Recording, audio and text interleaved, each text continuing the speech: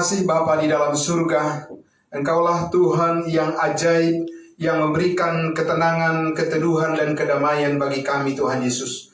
Setiap kali kami datang kepadamu, ya Tuhan Yesus, setiap kali kami datang bersama-sama memuji Engkau, Tuhan, ada kekuatan baru yang kami rasakan, ya Tuhan Yesus. Dan kami lihat dari kebenaran firman Tuhan bahwa sungguh-sungguh nyata pertolongan-Mu dalam hidup kami, ya Bapa. Amin. Terima kasih Bapa di dalam surga. Terima kasih Roh Kudus yang membimbing hati dan pikiran, roh dan jiwa kami, seluruh jemaat-Mu, ya Tuhan, yang sudah hadir mendengarkan kebenaran firman Tuhan. Dimuliakanlah Engkau Bapa, dalam nama Tuhan Yesus kami berdoa. Haleluya. Amin. Amin. Jemaat, saya persilakan duduk kembali. Ya.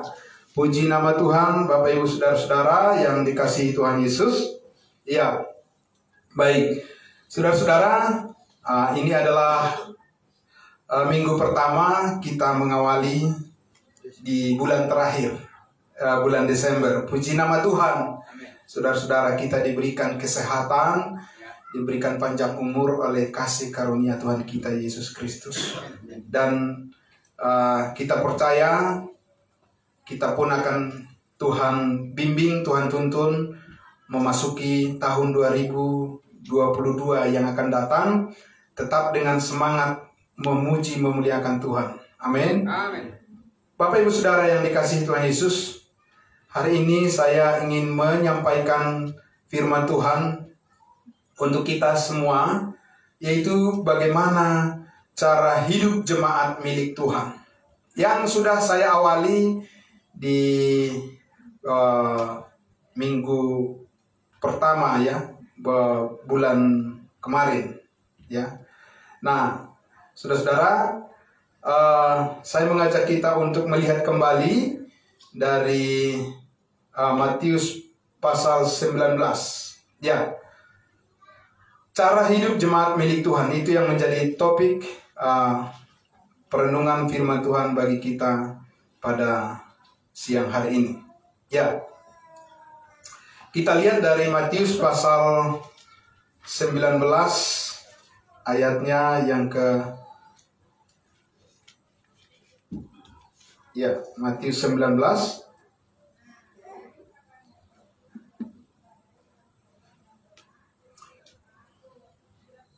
ayatnya yang ke 21. Ya, tapi saya akan membaca supaya lengkap kita memahami jalan cerita di dalam satu perikop ini, ya. Yaitu dengan judul Orang Muda yang Kaya.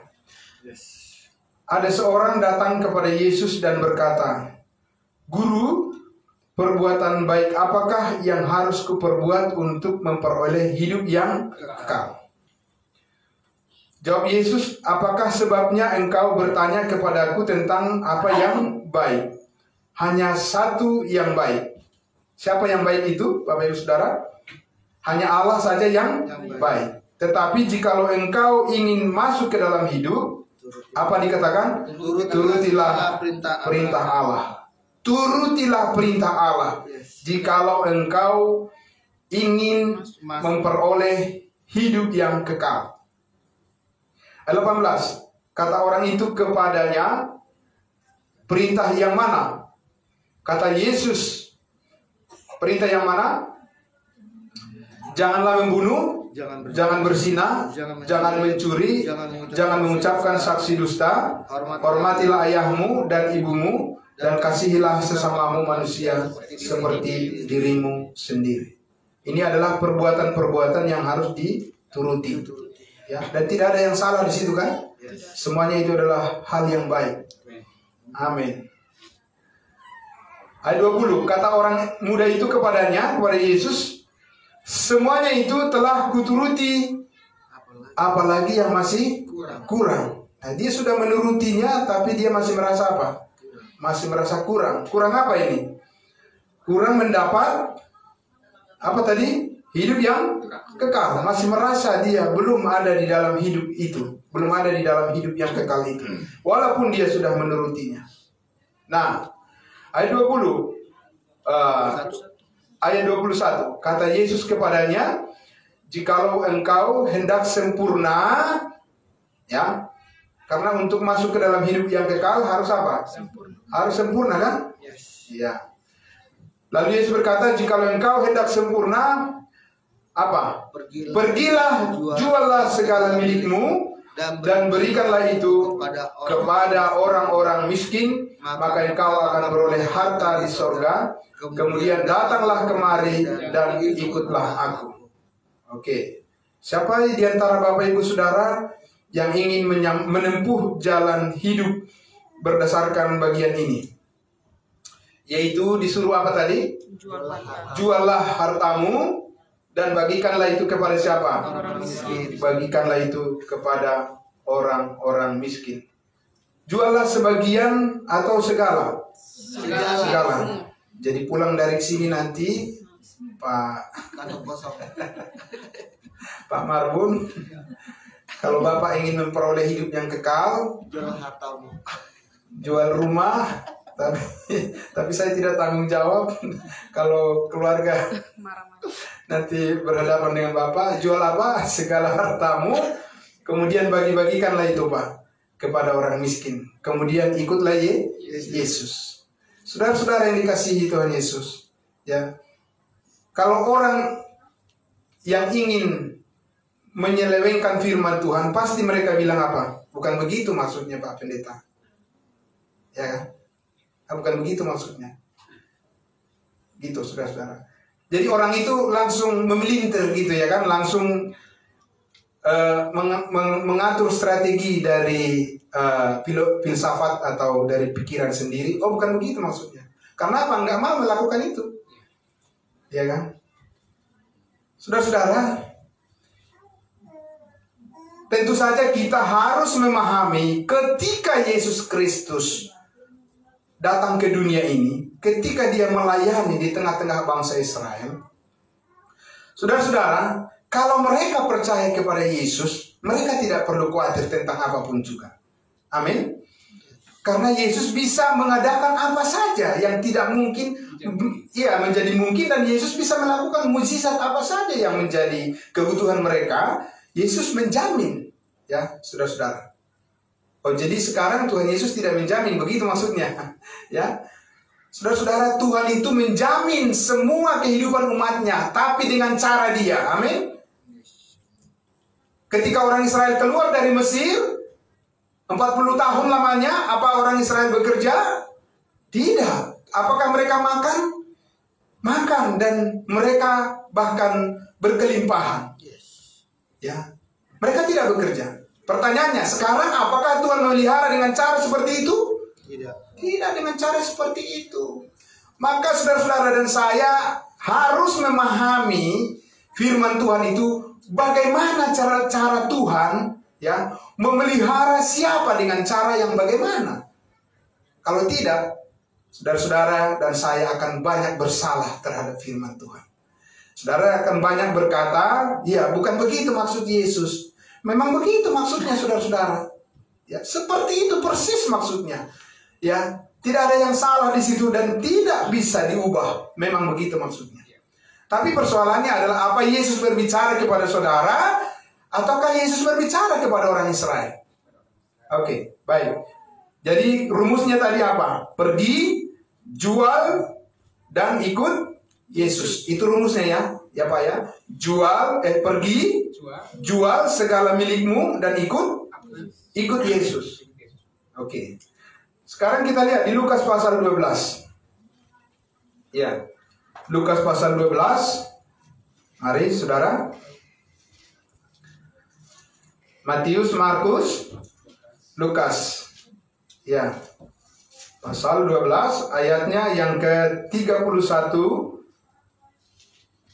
kita baca, dan ayat 31 sampai 33. Oke. Apa dikatakan di situ? Tetapi carilah kerajaannya. Kalau di Matius dikatakan carilah lebih dahulu kerajaannya dan kebenarannya. Maka apa? Maka semuanya itu akan ditambahkan juga kepadamu. Carilah dahulu kerajaannya, maka semuanya itu akan ditambahkan juga kepadamu. Senang mendengarkan firman Tuhan ini? Senang kan? Ya, kok suaranya malah menjadi senang mendengarkan. Carilah dahulu kerajaannya, maka semuanya akan ditambahkan kepadamu. Ya senang, semuanya ditambahkan. Apa aja yang kamu minta pasti kamu mendapat. Makanya banyak orang beragama Kristen kecewa. Karena apa?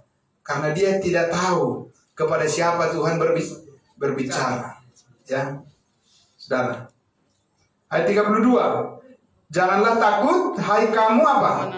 Kawanan kecil. Siapa kawanan kecil, saudara-saudara? Kawanan kecil itu adalah 12 rasul ya. 11 rasul lah, karena satu orang itu adalah pengkhianat, Yudas ya. Itu adalah kawanan kecil. Jangan takut kamu, hai kawanan kecil, karena Bapamu telah berkenan memberikan kepadamu apa? Kerajaan itu. Saudara, karena bangsa Israel itu dijanjikan oleh Tuhan menjadi sebuah kerajaannya di bumi ya. Tetapi ketika Yesus datang ke dunia ini, dia lahir, dia besar, dan dia melayani bangsa Israel sampai 3,5 tahun pelayanannya. Tapi orang Israel menolaknya. Tetapi dari antara mereka ada sekelompok kecil yang disebut dengan kawanan kecil.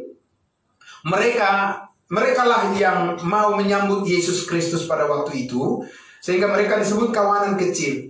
Maka Tuhan memberikan kepada mereka, mempercayakan kepada mereka berkat-berkat kerajaan itu.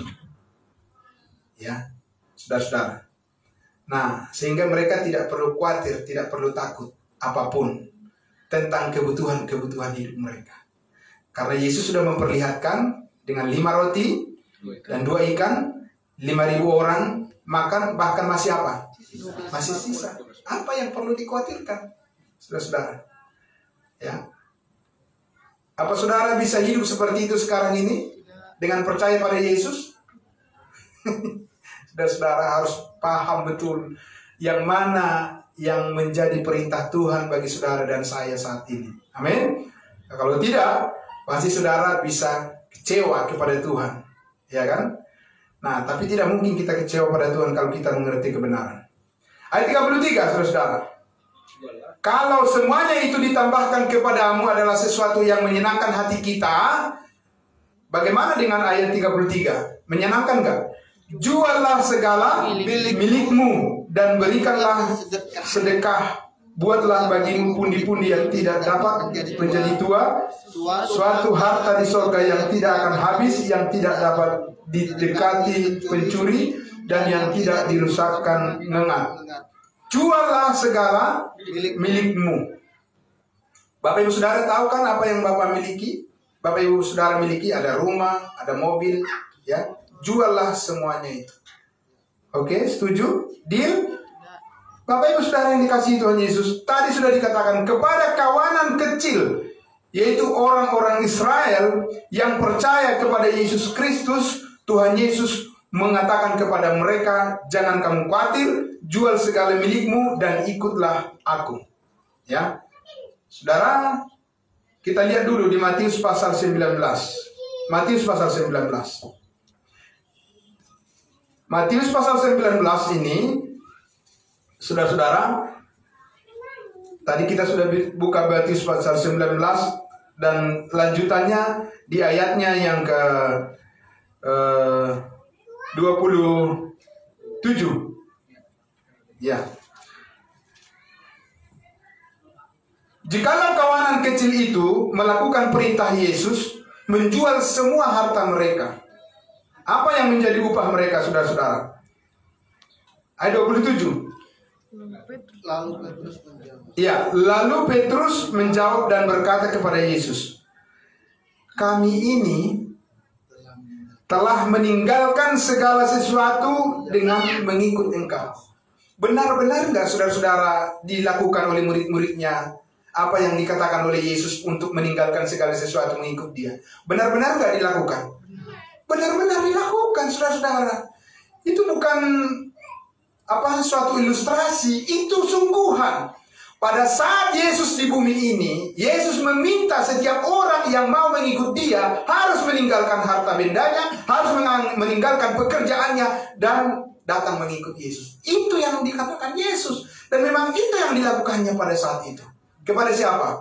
Kepada saudara dan saya? Orang-orang di luar bangsa Israel? Tidak. Itu disampaikan kepada orang Israel yang dijanjikan oleh Allah kepada mereka, yaitu perjanjian Allah bahwa orang Israel adalah bangsa pilihan Tuhan yang akan menjadi kepala, yang akan dimakmurkan oleh Tuhan kalau mereka menerima Yesus sebagai Mesias. Ya, saudara. Nah, sehingga di ayatnya yang ke-28 dikatakan, ketika Petrus bertanya, Yesus, apa yang kami peroleh karena kami sudah meninggalkan segala sesuatu dan mengikut Engkau? Ya, kata Yesus apa? Ayat 28. Kata Yesus kepada mereka, aku berkata kepadamu, sesungguhnya pada waktu penciptaan kembali. Berarti bukan pada waktu itu. Nanti berarti ada suatu masa penciptaan kembali. Ya, ada masa suatu kehidupan yang baru, yang benar-benar baru bagi mereka. Ya, apabila apa? Anak manusia bersemayam di mana? Di tahta kemuliaannya. Kamu yang telah mengikut aku. Apakah itu sudah terjadi sekarang? Bapak Ibu Saudara? Apakah Yesus sudah bertahta di atas kemuliaannya dan di masa penciptaan yang baru sekarang? Saudara? Belum. Ini adalah janji Tuhan yang akan terjadi di masa yang akan datang. Maka dikatakan apa? Kamu yang telah mengikut aku akan duduk juga di atas 12 tahta untuk menghakimi ke-12 suku Israel. Apakah itu saudara? Tidak. Apakah saudara akan duduk menghakimi ke-12 tahta bangsa Israel? Tidak, saudara. Ya. Karena itu akan terjadi di mana? Di bumi ini. Sedangkan kita, orang-orang yang percaya, dikatakan apa? Kewargaan kita adalah di dalam surga. Amin. Dan, nah, saudara-saudara yang dikasihi Tuhan Yesus, karena itulah tadi apa yang dikatakan oleh Tuhan Yesus ketika dia melayani di bumi ini, saudara-saudara, dia berbicara bukan kepada saudara dan saya, tidak. Yesus berbicara kepada umat pilihannya, bangsa Israel. Saudara-saudara. Dan apa yang dikatakan oleh Yesus pada saat itu, benar-benar itu yang diminta dan itu pula yang harus terjadi dan dilakukan oleh orang-orang Israel pada saat itu. Ya, itu bukan ilustrasi, itu bukan suatu kiasan, benar-benar secara literal itu yang diminta oleh Yesus. Kenapa saudara-saudara? Karena Yesus menjanjikan, Allah menjanjikan kerajaan secara literal, secara fisik di dunia ini melalui bangsa Israel. Kalau mereka menerima Yesus sebagai Mesias. Tapi berhubung karena mereka menolak Yesus Kristus, maka apa yang dijanjikan oleh Allah kepada mereka itu ditunda oleh Allah. Sampai nanti Yesus datang kedua kali, barulah itu diwujudkan persis seperti yang dimaksudkan oleh Yesus, bahwa mereka ke-12 murid daripada Yesus itu akan memerintah nanti di mana? Menghakimi ke-12 suku bangsa Israel. Oke, saudara. Nah, sekarang kita lihat Bapak Ibu Saudara. Ya, bagaimana dengan jemaat mula-mula? Apakah mereka mengikuti apa yang diperintahkan oleh Yesus tadi, bahwa mereka harus menjual hartanya, menjual rumahnya? Ya, saudara. Apakah mereka jemaat mula-mula dulu melakukan itu? Kita lihat di Kisah Para Rasul 2. Ya, mari saudara. Nah, ini penting saudara-saudara supaya kita melihat bahwa apa yang dikatakan Yesus itu adalah benar-benar seperti itu adanya. Ya, bukan perumpamaan, bukan kiasan. Kita lihat di ayatnya yang ke-45. Ayatnya yang ke-45. Dari atas itu Judulnya di situ dikatakan, dituliskan di situ, cara hidup jemaat yang pertama. Jemaat mana ini? Saudara, jemaat mana ini? Cara hidup jemaat yang pertama. Jemaat mana ini, saudara-saudara? Ini adalah jemaat kerajaan. Ya, bukan jemaat tubuh Kristus. Jemaat kerajaan, yaitu terusan daripada orang-orang percaya dari masa pelayanan Yohanes Pembaptis sampai pelayanan Yesus sampai pada hari Pentakosta. Mereka masih mengingat persis apa yang dikatakan oleh Yesus kepada mereka tentang cara hidup jemaat seperti apa mereka sebagai jemaat kerajaan sorga, kerajaan Allah. Kita lihat bagaimana cara hidupnya. 41. Orang-orang yang menerima perkataannya itu memberi diri dibaptis, dan pada hari itu jumlah mereka bertambah berapa? Kira-kira 3.000 jiwa. 42. Mereka bertekun dalam pengajaran rasul-rasul dan dalam persekutuan, dan mereka selalu berkumpul dan memecahkan roti dan berdoa. Bagus sekali ya Bapak Ibu Saudara ya. Persekutuan mereka sangat kuat. Ayat 43. Maka ketakutanlah mereka semua, sedang rasul-rasul itu mengadakan banyak mujizat dan tanda. Di sini sudah ada Rasul Paulus atau belum? Belum. Dan semua orang yang telah menjadi percaya tetap bersatu. Amin. Amin. Dan segala kepunyaan mereka adalah kepunyaan bersama. Oke. Ya, setuju ya? Segala kepunyaan saudara adalah kepunyaan saya juga kan? Setuju kan saudara? Ini bagaimana sih ini kita ini? Ini cara hidup jemaat mula-mula soalnya. Ya kan? Saudara, jemaat mana dulu ini, ya kan? Ini cara hidup jemaat mula-mula. Segala kepunyaan mereka adalah kepunyaan bersama. Apa misalnya? Mobil Pak Pardosi itu milik kita bersama ya Pak. Oh, Bapak tidak. Pak Pardosi bilang, ya itu yang dikatakan firman Pak. Kalau Bapak ingin menjadi pengikut Yesus, harus melaksanakan firman ini. Makanya banyak orang yang kecewa Pak. Ya kan, karena nggak mengerti siapa berbicara kepada siapa tentang apa. Dan banyak juga orang yang akhirnya apa? Sudahlah firman itu nggak sanggup kita memikirkan itu ya kan, pusing kita. Ya kan? Karena apa? Ya mana mungkin nanti repot dong. Kalau misalnya saya yang mencari, saya dapat rumah, masa jadi rumah bersama. Karena itu yang dikatakan firman. Lalu pendeta bilang, oh bukan begitu maksudnya. Maksudnya adalah kita harus saling mengasihi. Itu siapa juga tahu itu. Ya kan? Tapi yang dikatakan firman itu memang begitu. Persoalannya adalah siapa mengatakan apa kepada siapa. Bukan kepada saudara dan saya dikatakan itu. Itu disampaikan kepada orang Israel yang pada saat itu yang sedang diberikan penawaran kerajaan itu. Kalau kamu mau menerima kerajaan sorga, menerima Yesus sebagai Mesias, inilah model hidup yang harus kamu jalani. Juallah segala hartamu. Dan segala harta yang punya mereka adalah milik bersama. Ya, saudara. Ayat 45, kita lihat. Dan selalu ada dari mereka yang menjual harta miliknya, lalu membagi-bagikannya kepada semua orang sesuai dengan keperluan masing-masing.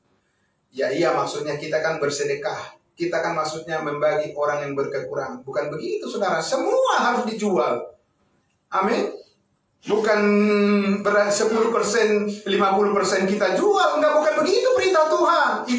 Itu pelintiran orang itu. Saudara, kalau mau benar-benar seperti yang firman Tuhan katakan ini, ya lakukanlah. Barulah mengikut Yesus namanya. Berarti bukan pengikut Yesus itu semua tuh orang beragama Kristen. Ya kan? Karena apa? Mereka tidak mau menjual. Ya kan? Boro-boro menjual, meminjamkan aja susah. Benar nggak saudara? Apa itu pengikut Yesus? Saudara. Nah, jadi kita lihat saudara, di ayatnya yang ke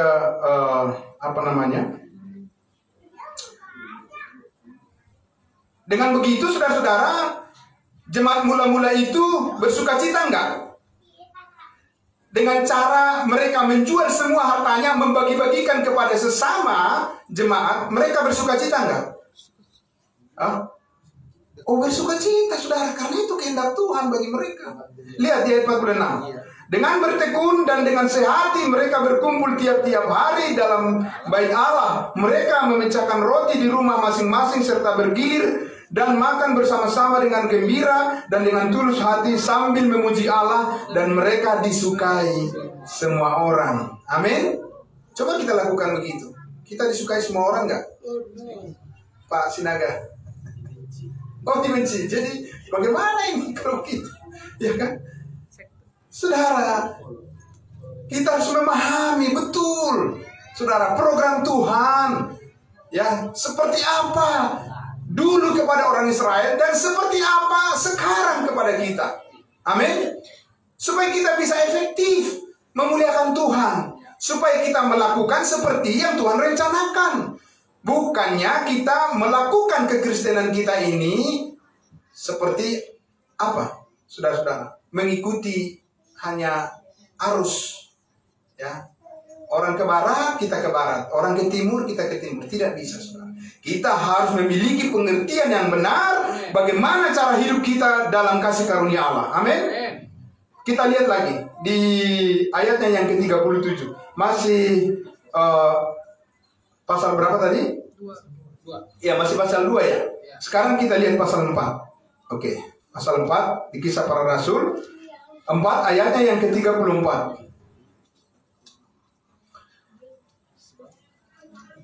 Setelah pasal 2 tadi, kemudian pasal berapa? Pasal 3 dan lalu pasal 4. Berarti ini berjalan progres hidup mereka kan? Oke. Hidup jemaat mula-mula itu, jemaat kerajaan itu. Oke, di atas itu judulnya apa? Cara hidup jemaat. Oke, kita lihat ya. Adapun kumpulan orang yang telah percaya itu, mereka sehati dan sejiwa, dan tidak seorang pun yang berkata apa? Bahwa sesuatu dari kepunyaannya adalah miliknya sendiri, tetapi segala sesuatu adalah apa? Kepunyaan mereka bersama. Setuju ya, Pak? Pak Pardosi, bagaimana? Setuju ya? Tidak ada satu orang pun jemaat mula-mula itu yang mengatakan bahwa mobilnya adalah mobilnya, ya, bahwa rumahnya adalah rumahnya. Tidak, rumahnya adalah rumah bersama. Lalu ada orang bilang begini, diperhalus. Bukan begitu maksudnya, Pak Pendeta. Maksudnya adalah rumah kita juga harus terbuka kepada saudara seiman. Bukan begitu dikatakan. Jangan diperlunak, jangan dipelintir. Udah begitu adanya, memang begitu. Benar gak, saudara? Tidak ada seorang pun yang mengatakan bahwa miliknya adalah milik bersama, ya kan? Jadi tidak boleh bikin akte tanah, ya, atas nama sendiri, Pak. Harus atas nama apa? Rame-rame, begitu, Pak. Jadi kapan saja saya mau menginap di rumah Pak Pardosi, ya itu milik kita bersama, Pak. Di sini juga begitu, ya kan? Itulah cara hidup jemaat mula-mula. Saudara yang dikasihi Tuhan, jemaat yang mana, saudara-saudara? Itu masih jemaat Israel terusan daripada pelayanan Yesus ketika dia di bumi, di mana Yesus menawarkan kerajaan itu kepada mereka, saudara-saudara. Dan ketika itu Roh Kudus, ya, turun dari surga kepada, ya, orang-orang percaya pada saat itu, dan kepada mereka ditawarkan kerajaan itu kalau mereka mau bertobat dan mereka mau percaya.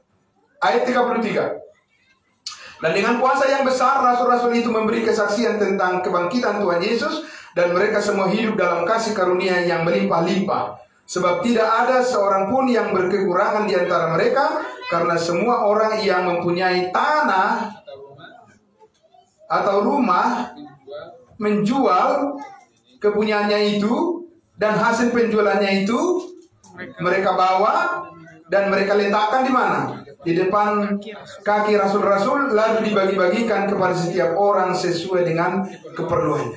Begitu, Pak. Diletakkan di depan apa? Rasul-rasul. Nah, saya kalau ingin mendapatkan itu, saya akan bilang, saya adalah rasul yang diutus oleh Tuhan saat ini. Ya, saudara, ya kan? Paling tidak saya bilang, saya adalah suku Lewi. Supaya apa? Semua persembahan itu diberikan kepada pendeta.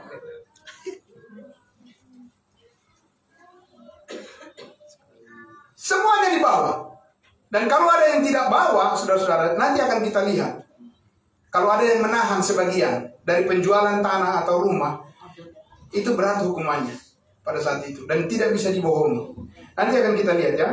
Saudara, coba kita lihat di ayatnya yang ke ayat 36. Demikian pula dengan Yusuf yang oleh rasul-rasul disebut Barnabas, artinya anak penghiburan, seorang Lewi dari Siprus. Ia menjual ladang miliknya, lalu membawa uangnya itu dan meletakkannya di depan kaki rasul-rasul. Ya.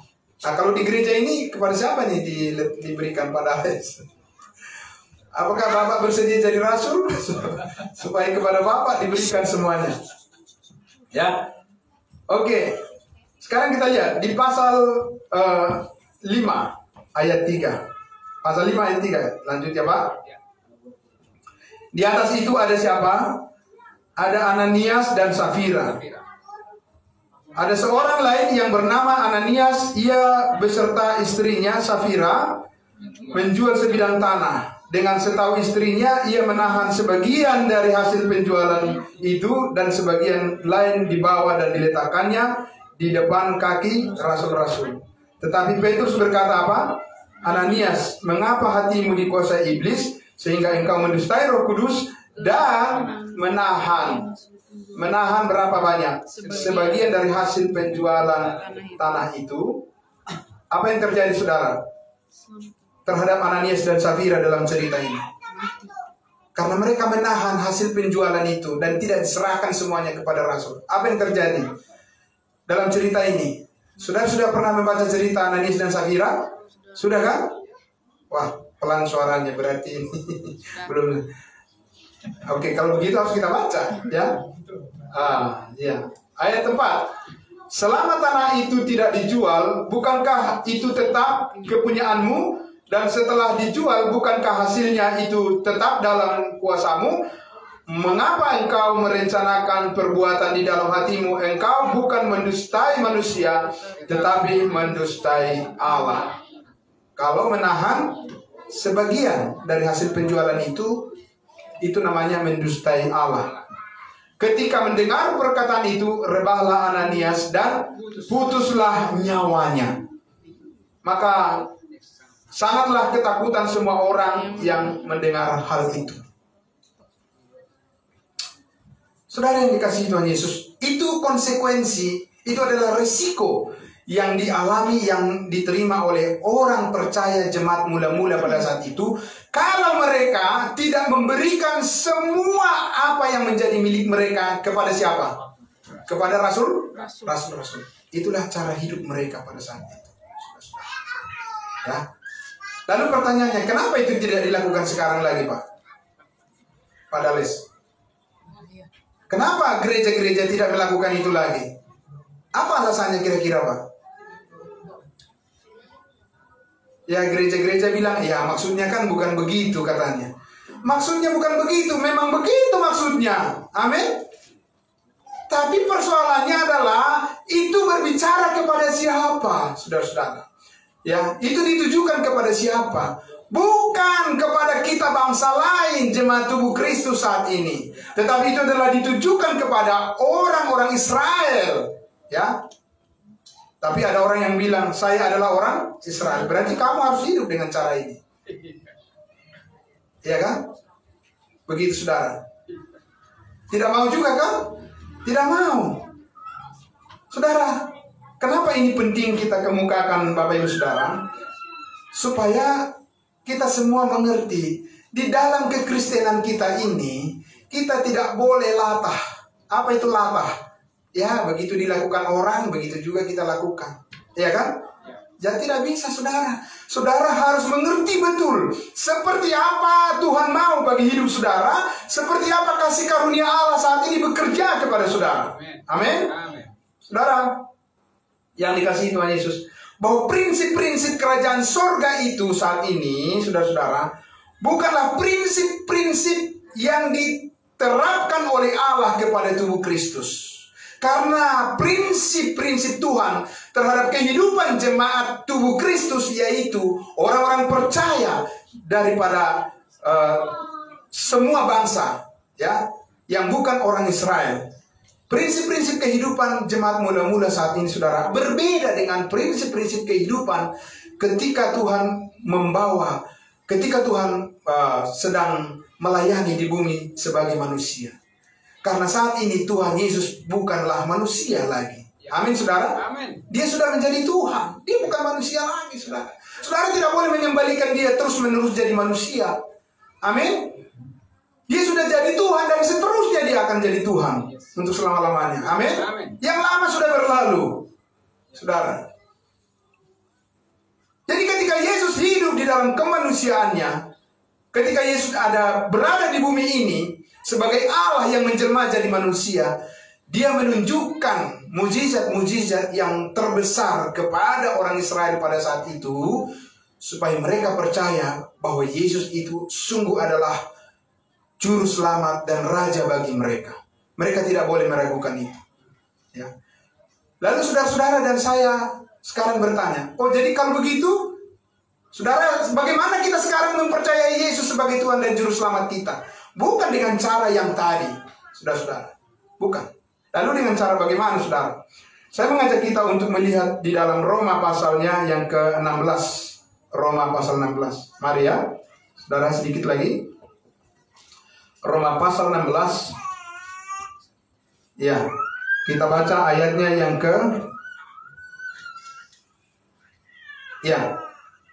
kita baca ayatnya yang ke-25. Nah, ini sekarang perkataan firman Tuhan yang disampaikan oleh rasul bangsa lain, yaitu siapa? Rasul Paulus. Kepada siapa ini? Saudara? Kepada kita. Amin. Karena kita bukan orang Israel. Saya bukan orang Israel. Dalam bentuk apapun tidak akan bisa saya jadi orang Israel.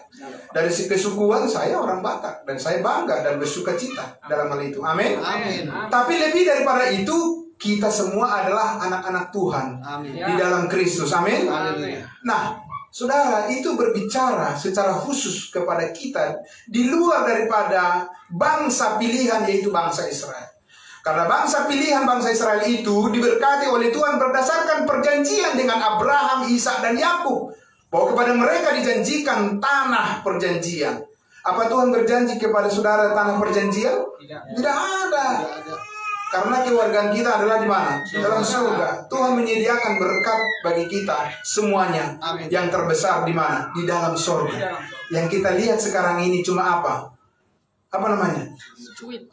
Kalau membeli suatu barang, mobil, motor dan sebagainya, kalau dicicil dikasih apa? DP. Dikasih DP. Cuma tanda jadi. Amin, saudara-saudara. Bukan di sini, saudara. Harta milik kita yang Tuhan sudah sediakan adalah ada di dalam sorga. Maka bagaimana cara kita hidup kalau begitu, saudara-saudaraku? Mensyukuri apa yang Tuhan karuniakan kepada kita yang sangat besar itu. Ya, dikatakan di ayatnya yang ke-25, bagi dia, bagi siapa? Bagi Yesus Kristus, bagi Allah yang berkuasa. Amin. Iya, yang berkuasa. Berkuasa menguatkan kamu. Amin. Menguatkan saudara. Yesus Kristus yang menguatkan saudara dan saya berdasarkan apa? Menurut Injil yang kumasyurkan, kata Paulus, dan pemberitaan tentang Yesus sesuai dengan Yesus Kristus sesuai dengan pernyataan rahasia yang didiamkan berabad-abad lamanya. Ini yang penting saudara dan saya pahami. Seperti apa rahasia Allah tentang Yesus Kristus yang didiamkan berabad-abad lamanya, tapi sekarang dibukakan. Amin. Orang Kristen yang tidak mengetahui itu, ya sudah berjalan begitu saja, ya kan?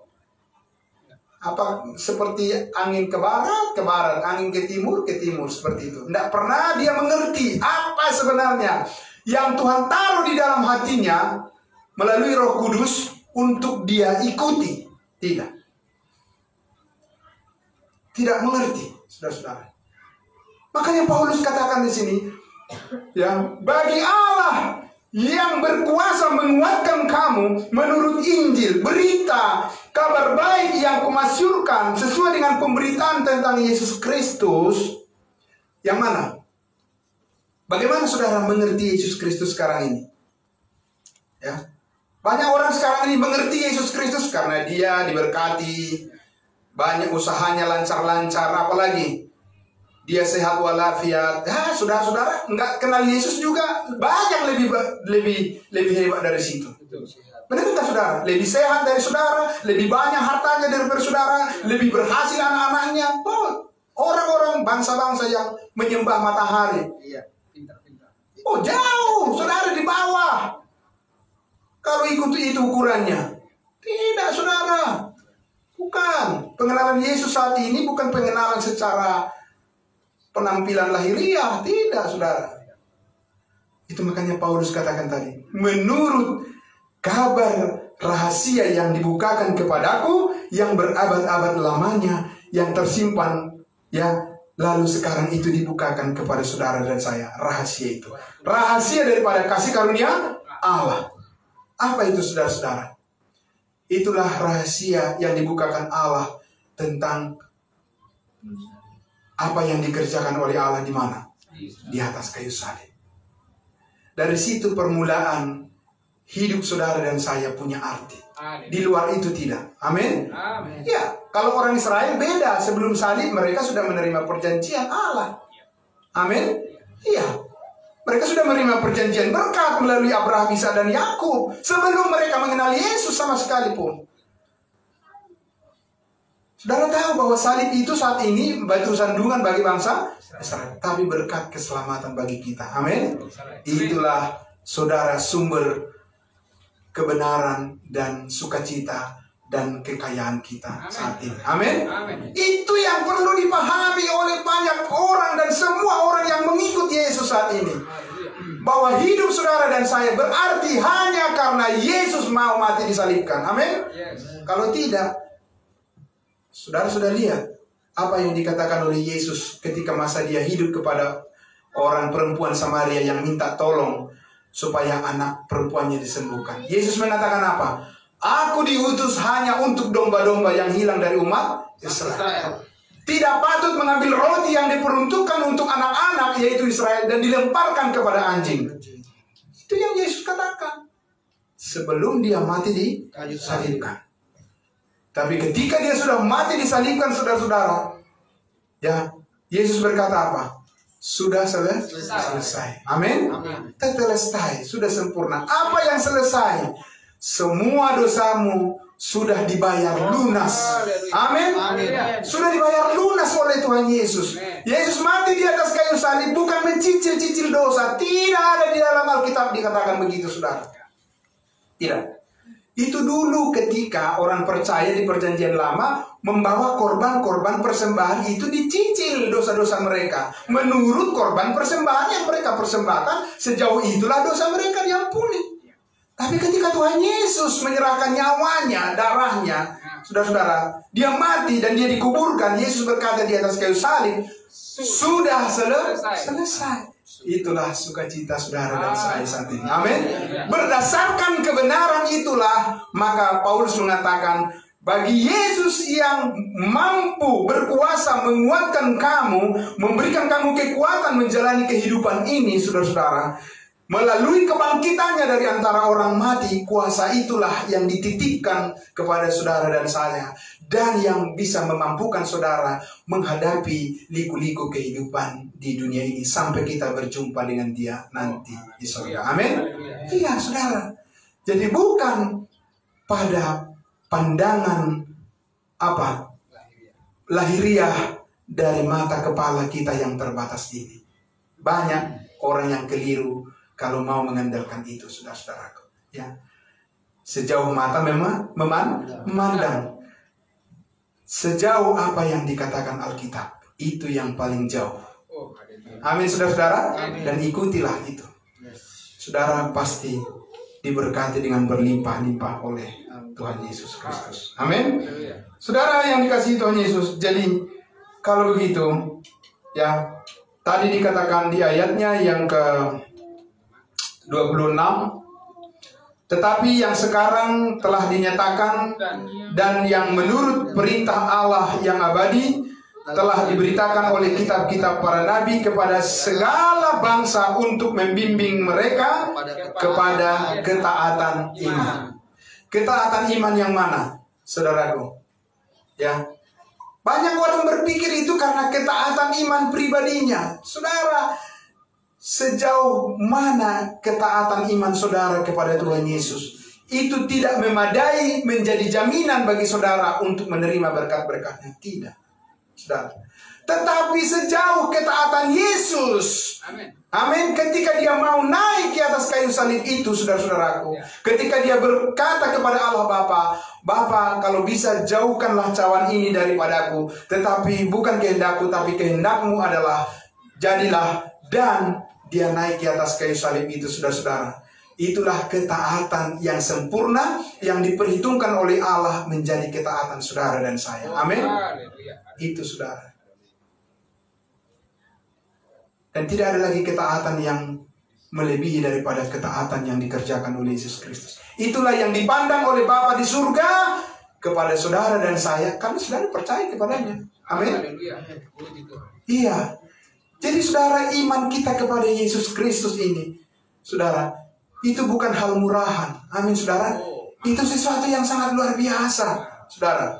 Karena apa? Karena kita percaya kepada ketaatan Yesus Kristus. Bukan karena kita percaya pada ketaatan kita. Karena faktanya kita seringkali tidak taat. Dan Allah bukan menjadikan itu sebagai dasar. Amin. Tapi iman saudara kepada Yesus Kristus yang taat kepada Allah Bapa, anaknya yang tunggal yang taat kepada Allah Bapa, dan kita percaya kepada anaknya itu, maka kita diperhitungkan, dihisapkan. Amin. Itu namanya dibenarkan. Dibenarkan, ya. Jadi benar kita, bukan karena kita benar pada dasarnya dari perbuatan kita, tapi karena Yesus benar, maka kita dibenarkan. Nah, saudara yang dikasihi Tuhan Yesus, jadi apa kesimpulan kita, Bapak Ibu Saudara? Ya, bagaimana cara hidup kita sebagai jemaat tubuh Kristus saat ini? Kita baca di Efesus pasal 4. Mari saudara, ini Efesus pasal 4. Ya, Efesus pasal 4 ayatnya yang ke-12. Ya, kita baca, saudara. Efesus pasal 4 ayat 12. Oke. Untuk memperlengkapi orang-orang kudus bagi pekerjaan pelayanan bagi pembangunan tubuh Kristus. Amin. Siapa tubuh Kristus itu?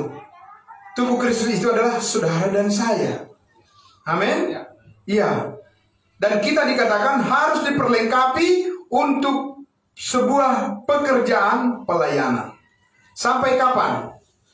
Ayat 13. Sampai kita semua telah mencapai kesatuan iman dan memperoleh pengetahuan yang benar. Amin. Pengetahuan yang benar tentang anak Allah, kedewasaan penuh dan tingkat pertumbuhan yang sesuai dengan kepenuhan Allah. Sehingga apa? Sehingga kita bukan lagi anak-anak yang diombang-ambingkan oleh rupa-rupa angin pengajaran, oleh permainan palsu manusia dalam kelicikan mereka yang menyesatkan. Jadi tujuannya, kenapa kita terus bertumbuh dalam pengenalan kita akan Yesus Kristus? Supaya kita tidak apa? Supaya kita tidak seperti air di daun talas. Apa itu? Yang terombang-ambing. Apa yang mengombang-ambingkan? Banyak yang mengombang-ambingkan kesesatan di dunia ini. Benar, saudara? Saudara tidak boleh lengah. Saudara tidak boleh menganggap itu sepele. Tidak bisa. Saudara yang dikasih Tuhan Yesus, ya, hanya melalui gadget saja sekarang ini, saudara. Melalui apa? Banyak orang yang sudah disesatkan. Benar nggak, saudara? Hoax. Bukan hanya hoax bersifat politik, hoax yang bersifat agama juga luar biasa banyak. melalui handphone ini. Maka saudara dan saya diminta apa? Bertumbuh terus dalam pengenalan akan menjadi dewasa, mengenal kebenaran yaitu Yesus Kristus yang saat ini sudah duduk di sebelah kanan Allah Bapa di sorga. Itu yang harus kita mengerti, rahasia itu dibukakan kepada kita terus, supaya kita fokus kepada apa yang menjadi kehendak Tuhan. Amin. Nah, jadi saudara, satu hal yang dihindarkan tadi adalah bagaimana supaya kita tidak apa? Terombang-ambing oleh rupa-rupa angin pengajaran, oleh permainan palsu manusia yang dengan kelicikan mereka yang menyesatkan. Tetapi ayat 15, dengan teguh berpegang kepada apa? Kepada kebenaran. Kebenaran yang mana? Di dalam kasih kita bertumbuh dalam segala hal ke arah Dia, Kristus yang adalah kepala. Kita anggota tubuhnya. Kristus adalah kepala. Hanya satu kepala, tapi banyak anggotanya. Benar, saudara? Hanya satu kepala, banyak anggota. Ada tangan, ada telinga, ada kaki, dan lain sebagainya. Yang berfungsi, ya, saudara-saudara, untuk menggerakkan tujuan daripada perbuatan tubuh itu sendiri. Ya, yang digerakkan oleh kepala, yaitu Yesus Kristus. Amin. Jadi bukan kehendak saudara dan kehendak saya perjalanan hidup kita ini, tapi kehendak kepala, kehendak Dia. Maka kita harus tahu apa yang menjadi kehendak kepala, supaya kita berjalan seiring seturut dengan apa yang dikehendaki oleh kepala, pemimpin kita. Amin, saudara. Saudara yang dikasihi Tuhan Yesus. Dan di ayat 16 dikatakan, daripadanya lah seluruh tubuh yang rapi tersusun dan diikat menjadi satu oleh pelayanan semua bagiannya sesuai dengan kadar pekerjaan tiap-tiap anggota, menerima pertumbuhannya dan membangun dirinya di dalam kasih. Akhirnya, saudara-saudara, kasih itulah yang menjadi puncak daripada kehidupan kita, saudara-saudara, penggerak daripada seluruh aktivitas kehidupan kita. Kasih Allah, amin, di dalam Kristus Yesus. Tapi kita harus mengerti, kasih Allah itu saat ini dinyatakan melalui apa, saudara-saudara? Kasih Allah saat ini dinyatakan melalui pengorbanan anaknya yang tunggal, Yesus Kristus, yang mati menggantikan saudara dan saya di atas kayu salib. Karena tidak ada kasih Allah yang terbesar yang pernah dinyatakan selain daripada kematian daripada anaknya yang tunggal, Yesus Kristus. Maka penghargaan kita kepada yang terbesar itu, apresiasi kita kepada pengorbanan Yesus Kristus yang terbesar itu, kasih Allah yang sempurna itu, disitulah Allah menilai kita menghargai Tuhan atau tidak. Amin. Ya, saudara. Terus sebabnya kita, saudara dan saya, terus memberitakan kematiannya. Amin. Supaya apa? Kita memperlihatkan kami menghargai Tuhan Allah melalui perbuatan yang terbesar yang telah diberikan kepada kami. Sudah include semuanya yang lain, Pak. Ketika kita menghormati Yesus Kristus, menghargai pemberitaan Injil kasih karunia Allah, maka dalam perbuatan yang lain pun sudah include, termasuk Allah memperhitungkan itu pada kita. Amin. Karena Yesus Kristus sudah melakukannya dengan sempurna. Bukan lagi saudara dan saya. Jadi saudaraku yang dikasihi Tuhan Yesus, cara hidup jemaat kudusnya saat ini, bagaimana kita hidup di dalam kasih karunia Allah, hidup di dalam kasih Allah yang sempurna, yaitu menghargai pengorbanan Yesus Kristus yang sudah menebus segala dosa kita. Kita mempercayainya dan kita membagikannya kepada semua orang. Amin. Mari kita berdoa. Terima kasih Bapa di dalam surga. Kami sangat bersyukur ya Tuhan, Engkau membukakan kepada kami rahasia-rahasia daripada kebenaran-Mu. Bagaimana kami seharusnya hidup ya Tuhan Yesus, yaitu hidup di dalam kasih karunia Allah. Bagaimana kami menghargai akan kematian daripada Yesus Kristus Tuhan kami, yang telah berkorban menebus dan mengampuni segala dosa kami, dan memberitakannya kepada semua orang di dunia ini, supaya semua orang terberkati dan semua orang merasakan damai sejahtera yang daripada-Mu. Terima kasih Bapa, hanya Roh Kudus yang sudah dimeteraikan di dalam hati setiap orang yang percaya. Mereka itulah yang diberikan pengertian dan mereka itulah diberikan pengetahuan untuk bisa menyambut akan kehendak Tuhan bagi kami semua dan bagi semua orang. Karena Allah menghendaki semua orang diselamatkan dan memperoleh pengetahuan akan kebenaran. Terima kasih Bapa di surga. Dalam nama Tuhan Yesus kami berdoa. Haleluya. Amin. Terima kasih, Tuhan Yesus memberkati.